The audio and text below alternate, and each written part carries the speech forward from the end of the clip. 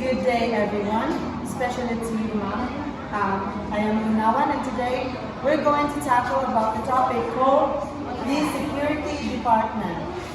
So, Security Department.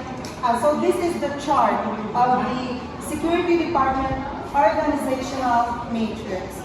So these are the different kinds of department, and this part right here are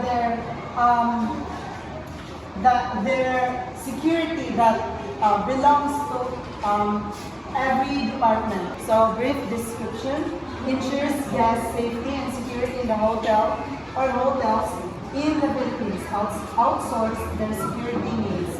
So for example, we have this number one, a hotel cycle. So what are the security involved in the hotel? It encompasses the whole hotel cycle. So the security involves are the whole staffs and including the staffs, manager, lawyers, or even guests. They could be included as a security in order to protect their own selves as well as the company itself. Next one is the department hotel. The security involves, or the security in charge, is the general manager. So usually in the bigger section of hotel, the general manager is usually in charge for security to avoid to provide protection to his constituents and his or her employees. Number 3, we have the section manager. So the section manager, the section manager's security are the operations manager. So the operation manager is the one who operates things, and they are in charge for the security. Next is we have the supervisory. The security involves are the shift leaders, and last but not the least is the rank and file, which includes, of course, our general or common security is security guards, and that is all. The next reporter will discuss on further information. Hotel safety and security. Guest safety and security are critical elements of the courtyard reception break. It is the responsibility of every worker to stay the property safe and free from hazards. So, itong bali mo na dyan ka lang.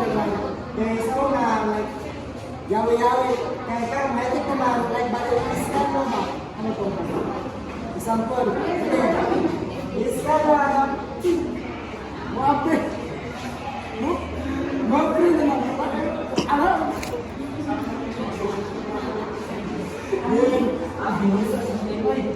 Simple isa din. Kaya, kung kapag ka, bigyan sila mga-address sa kante. Kaya wala ko na i-card sa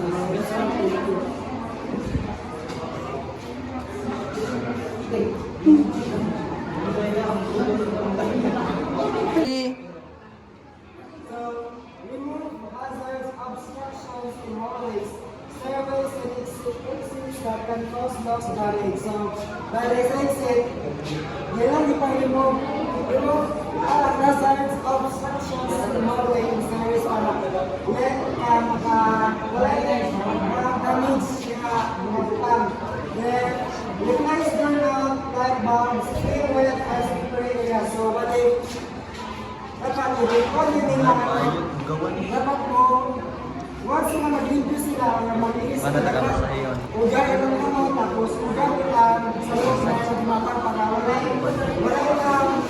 mga injury and secure work area. So kani every ikaw dyan makita ka sa hotel asanan din ang mga akan lagi teman dapat mesti secure di Indonesia work secure mo yan na dapat okay siya okay inspect all smoke alarms emergency light fire extinguisher and other fire everything. So, kamu makabantay mo din mo na nasa rack, then sa mode, makita mo fire extinguisher, then muna siya, if ever mount siya, like nagaligan Tapos pala, pwede mo. then makamit sila, like, ikaw lang, emergency light fire, basta mga to, then, Ito na. Okay, good day, Ma. I am Doris Sambal, and I'm going to report to you the 9 types of safety and security functions in hotels. First, lost and found. This may be a term used in hotel to check with any item that is left by the guest or quickly misplaced by the guest, however derived later by the hotel workers. So, in lost and found, everything that our guest owns, especially inside the premises of a hotel, things that are misplaced or lost is needed to be returned to the owner. So lost and found in the hotels are either in the counter or can be found in the counter. So we just need to ask the hotelier. Second, fire in the hotel. If fire is detected and conveyed to the front desk, the first thing to do is to inform the telephone department. So, okay, in fire in the hotel, so if you're inside in a hotel and a fire has happened, or for example, the hotel catch fire, then you need to call the hotelier or the front desk to inform that there are such happenings. Like you need to inform them for it to be the person that to not spread the fire. You need to inform the hotelier. Third, staff in the hotel. The front or office or housekeeping should inform the general manager, the security officer, and call for the hotel doctor. So, if there are staff in the hotel, inside the premises of the hotel, you need to ask the staff inside the hotel or the worker of the hotel to inform them that there are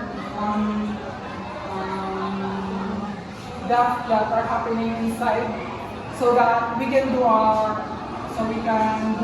first aid, or whether the person has died, we can ask the ambulance for them to know the first thing to do if this such things happens. Okay. Fourth, accidents in the hotel premises. The house doctor should be called immediately on the phone and inform the nature of the accident and condition of the guest or staff. So, if accident happens inside the premises of the hotel, of course we need to call the doctor. And some hotels happen to have their personal doctors or professionals that will do the first aid for such accidents. So, fifth, vandalism. Any damage to the property by the resident guest, the front office cashier is instructed to raise a charge for the value of the damages to the property. So, vandalism. This accidents could not be prevented because there are such guests, like for example, guest brings his family or and he brought her kids. There are such accidents that they may broke the hotel's properties and this needed to be charged to their hotel room so it will be paid. Okay. 6. Drunken guest. It is prudent to never argue with drunken guest.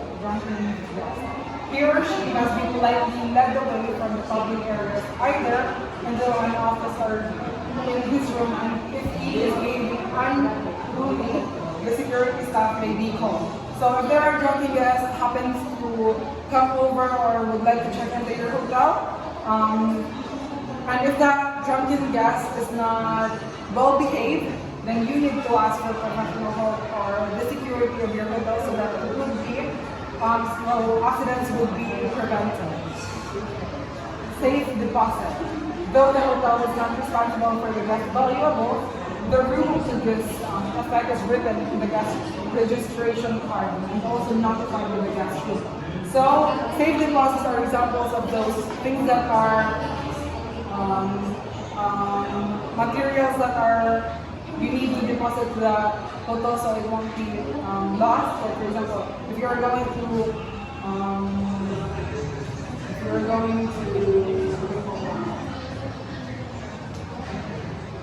if you would like to come to a hotel and you want your stuff to be kept away, then if either you have already checked in, you can deposit your stuff to the hotel that you are checked in so it will be safe and it won't be lost. Bomb threats. With the increase in terrorism in the country and world, the bomb threats are more so uncommon these days.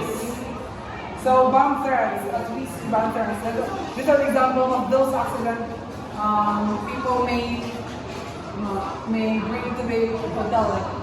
There are also happenings in some countries that like suicide bombing, that example of bomb threats. And it is very dangerous to the hotel guests. And 7, theft in hotel premises. So, in Bisaya, mga kawat inside ay sunod sa hotel.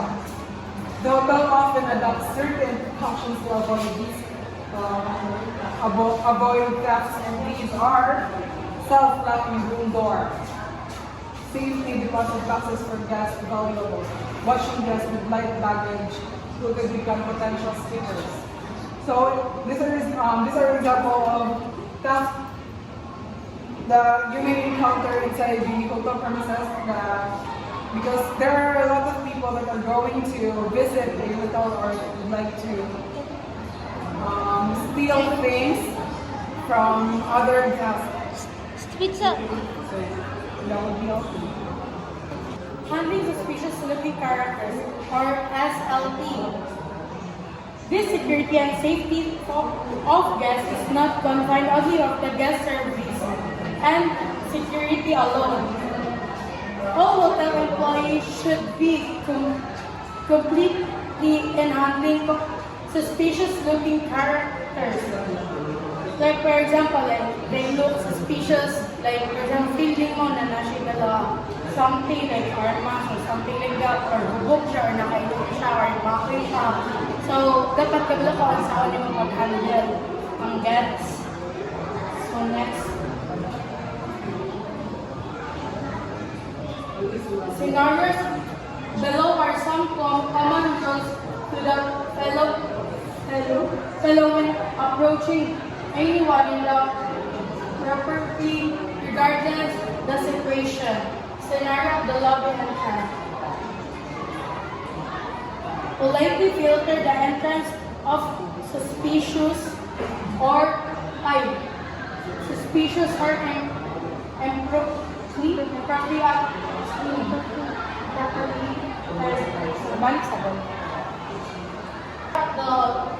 the lobby entrance. Politely filter the entrance of the suspicious or improperly applied persons at the lobby entrance. For example, like hinala ng tao sa lobby.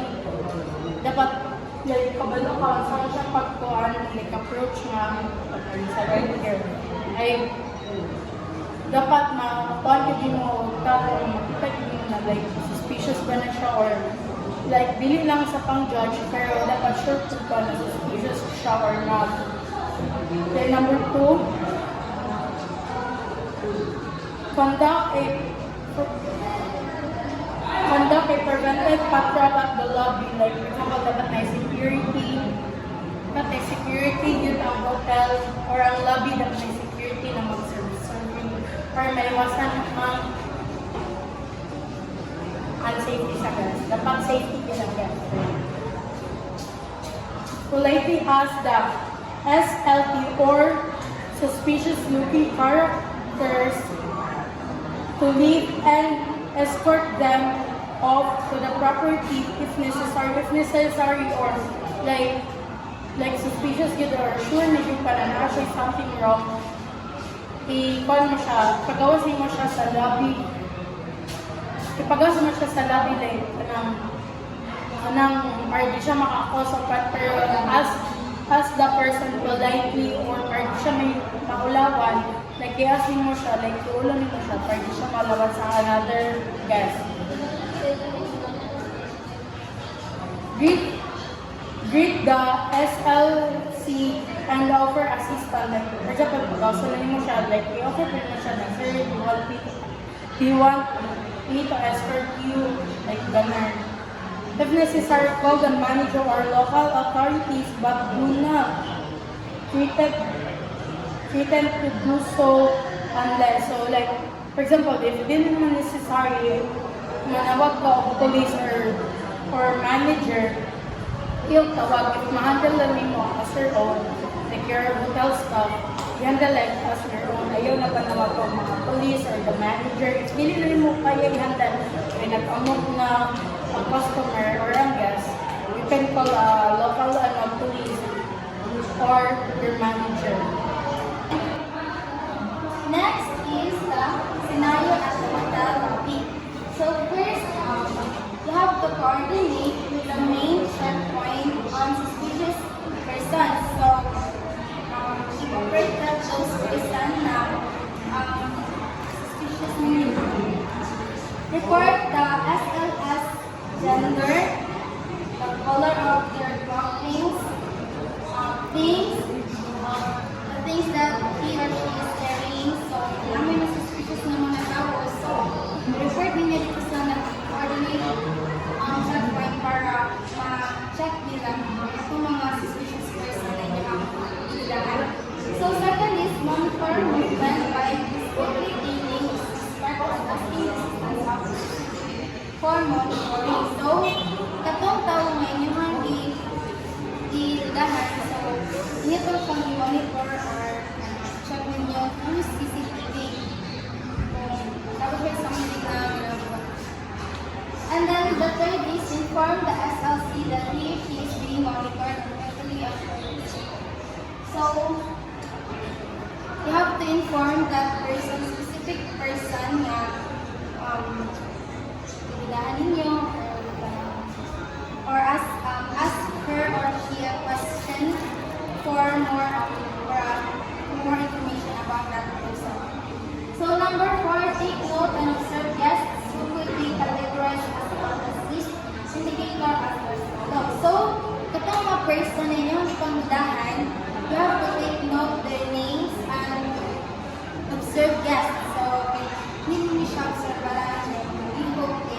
Nabudis something sa So, indication are as follows. So first, people who stay too long in a certain place.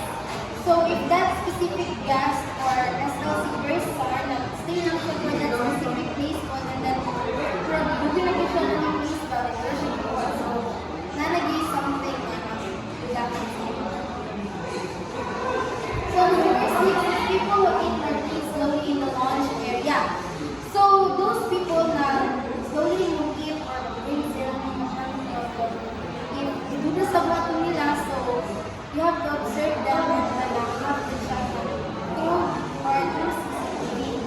So number 7, people who stay at the lobby or lobby for long periods. So those people na they're staying for that place for too long, wala mo silang ginabuhat for any reason, wala silang ginabuhat, yun ang stay there. So it could be suspicious to know that they are up to something. So you have to observe and check that specific person. Next is the scenario of the guest home.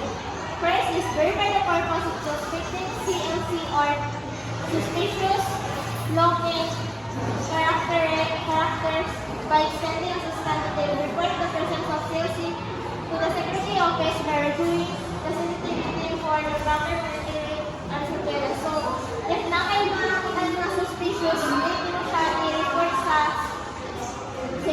security office para monitor nila ang CCTV.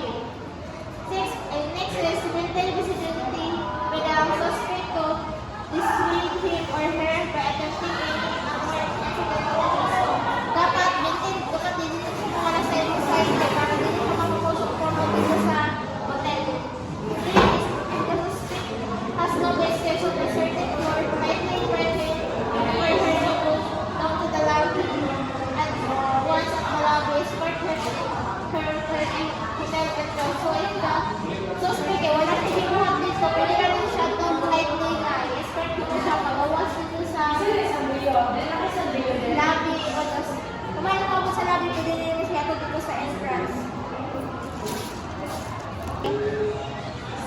Incident report. Anytime an incident occurs, it needs to be documented. Filling reports varies from property to property. But the reason behind good records keeping remain the same report will become a permanent reference for management and can be an important tool in detecting, correcting, and minimizing security and safety risks.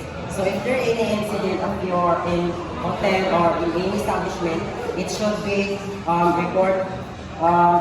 It should be on report, but sakto po siya pagka-report dito sa i-report para hindi siya maging o bias.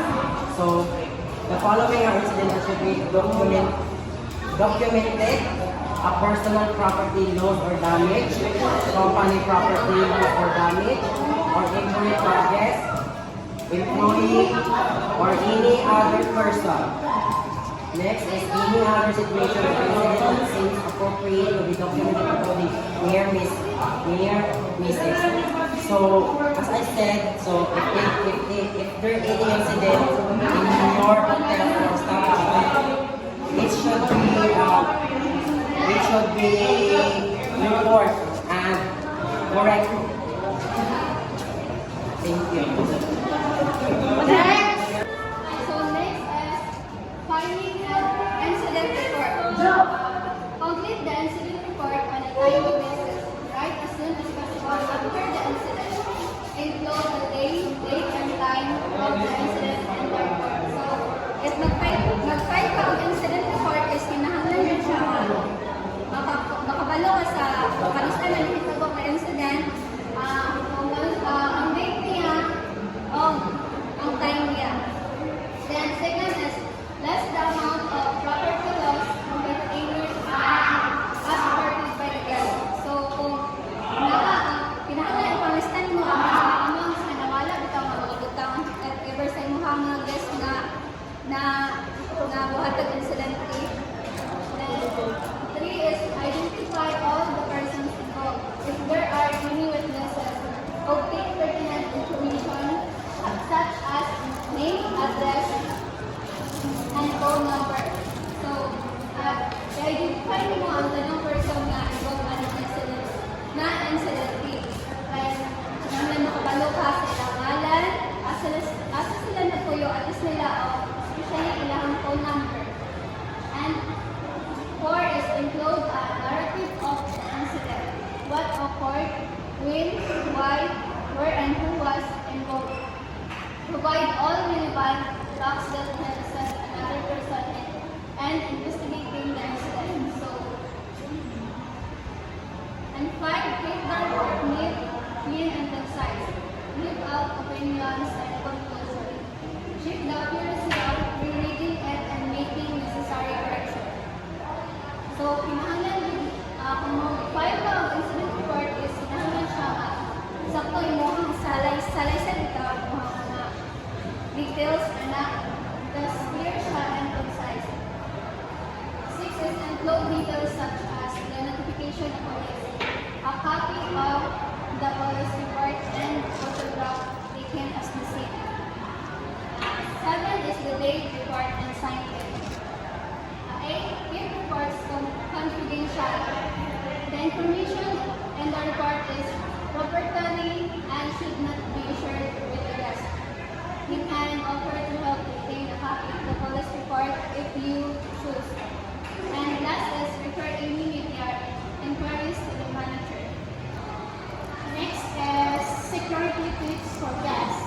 First is do not make valuables visibly exposed in videos. Lock details when leaving guests even for just a short time. So, when it comes kanatong pag-leave na to sa kwan, we need to secure the atong sa itong vehicles nga naka-lock, especially nga kanang mga importante nga kanang makita ng gawas bitaw. So, munang we need to secure lock na. Next, when the guest room, keep the door double lock kung naman sa sa the guest room, dapat nga i-double lock na to ang atong door, atong room, okay, para ma-secure. Next is never leave then wipe beside the room. Ensure that the living room doors, sliding glass doors, and windows are secured properly. So, maski pag natin sa sulod sa atong room or guest room, dapat gyapon nga ato gyapon i-lock siya ng mga windows sa sliding doors. Next is use the key code before opening the door if you have not on for room service and there clearly shows up in front of the room. Verify first the front door before opening. So, atong gamitan ng key code wait lang. So, like this. Panulit. Or